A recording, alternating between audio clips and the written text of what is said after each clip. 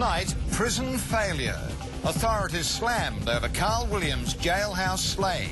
This report identifies systemic failures and the government will be acting. Huge haul. Police smash a $29 million suburban cannabis ring. The setup in the houses is very sophisticated. And a teen's guilty plea over robbing a full in a city attack. All I remember was hitting a lady, and that's what I remember.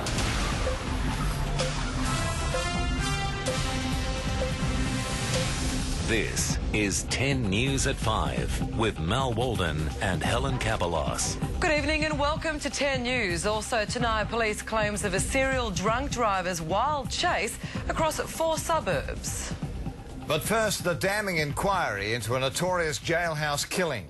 Shocking and systemic failures have been revealed in our prison system with the release of the Ombudsman's report into Carl Williams' death behind bars.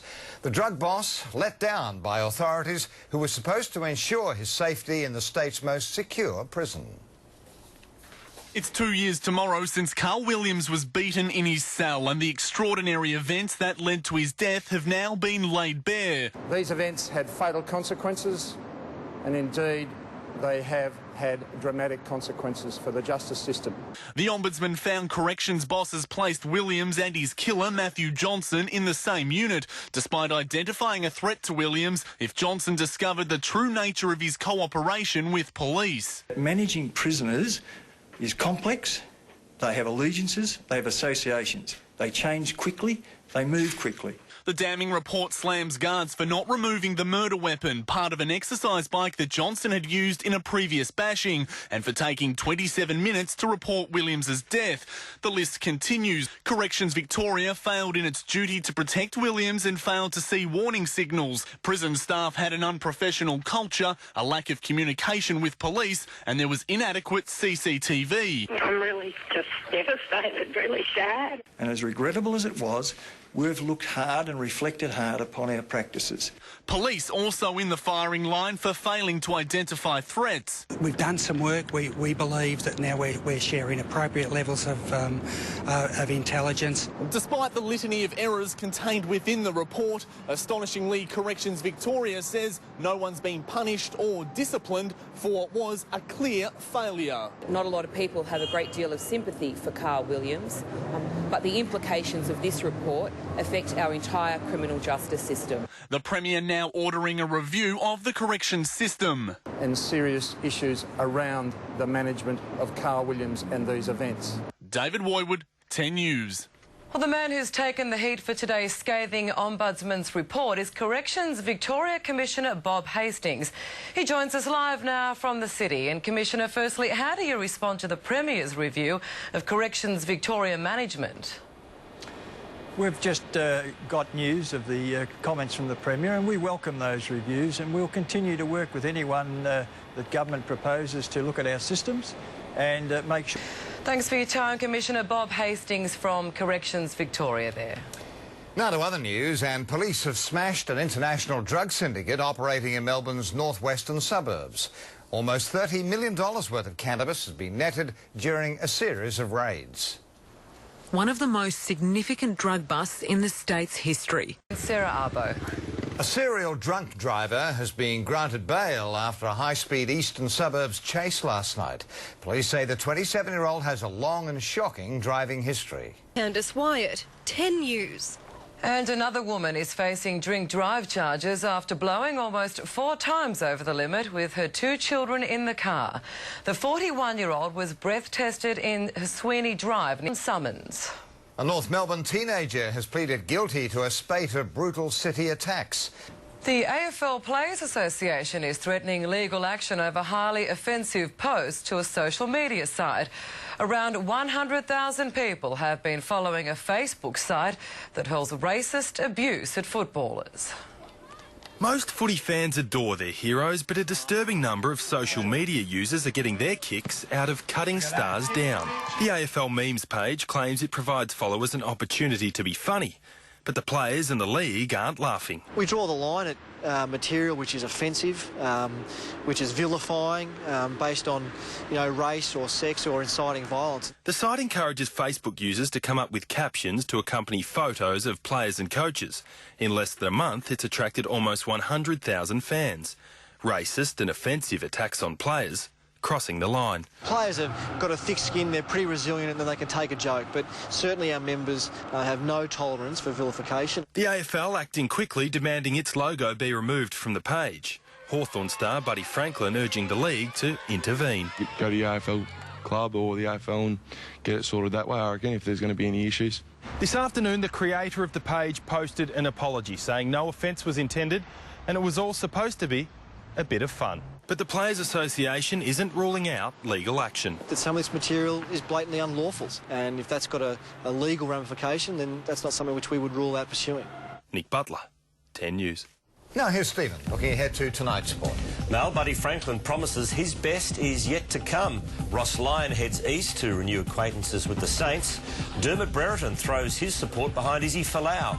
And Lion Tamer, Australia spins its way into a strong position in the second test against the Windies. Thanks, Stephen. And coming up in 10 News, towering ambition, Melbourne's newest skyscraper revealed.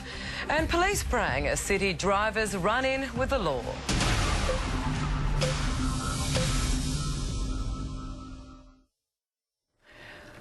This is 10 News, and Canberra's plan to give cash bonuses to companies that employ older workers has received a lukewarm response at best. Construction of Melbourne's second tallest skyscraper has been given the green light.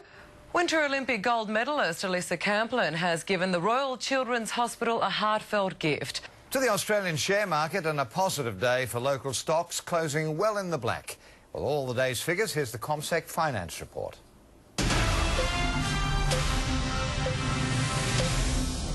Well, the rains might be pouring down from above in a number of Australian cities, but the gains on the Australian share market have been almost as ferocious today. In fact, the All Ordinaries Index was up in the order of 1.3% today, the best daily improvement for our market in close to 2 months. It's also the first time this week that the market ended higher. Now, the gains came to us courtesy in part to some good news overseas last night. The International Monetary Fund seemed a little more optimistic about the future of the global economy than was expected, and the borrowing costs for the Spanish government also pulled back slightly. Now, the Bank of Queensland today posted a loss of $90.6 million for the 6 months to February this year. The company has been impacted by write-downs due to a number of floods last year and a drop in property prices in Queensland. And the bank's about 30 times smaller than the average size of the big four banks in Australia. However, its shares did very well today, up more than 2.5%. The Aussie dollar sits at 104 US cents. That's more than half a cent higher than this time yesterday. Gold trades at $16.54 US an ounce, and oil cost $104 US a barrel.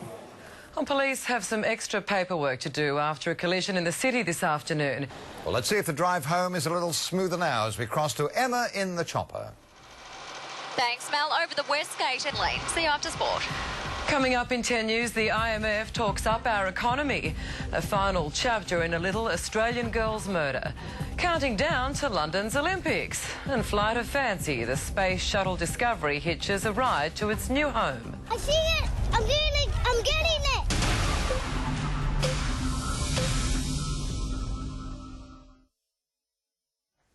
The project is up right after the news, and tonight the government payments owed to more than 100,000 Aussies. Are you being shortchanged? Plus Offspring's John Waters and Eddie Perfect. Welcome back to 10 News. The Australian economy has been given a strong endorsement by the International Monetary Fund with predictions of good growth. Overseas now, a Norwegian mass murderer Anders Breivik says he has no regrets about killing 77 people and would do it all again. Reading a prepared statement in court, Breivik blamed European governments for embracing immigration and multiculturalism. The right-wing extremist says that last year's attacks in July were for the good of the country. He claims the victims were part of a conspiracy to destroy Norway's cultural identity. Police in North Carolina may soon officially end the search for the remains of murdered Australian girl Zara Baker. An American space icon has given its final salute to the sky in spectacular fashion. The Olympic countdown is well and truly on, with just 100 days until the London game. Well, back home and on his game with the weather, here's Rakal. Thanks, Helen. And Thanks, Raquel. Andrew, coming up. The opposition leader's Carlton dinner hijacked by activists. And headline act, Melbourne's Herald sellers remember their glory days.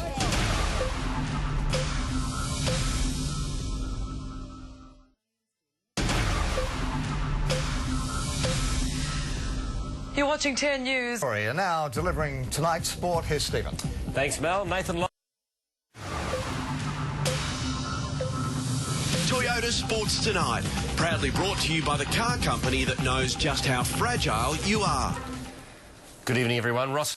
Now that is a good player today. Thank you, Mel. Yeah. Thanks, Stephen. Checking last night's Oz Lotto results, and with no Division 1 winner, the prize pool jackpots. Hope you have a great night. See you tomorrow. Thanks, Emma. Mike's back after the break, or Riccardi's actually, with the weather and horses for courses. Equine stars at the stage and track nuzzle up.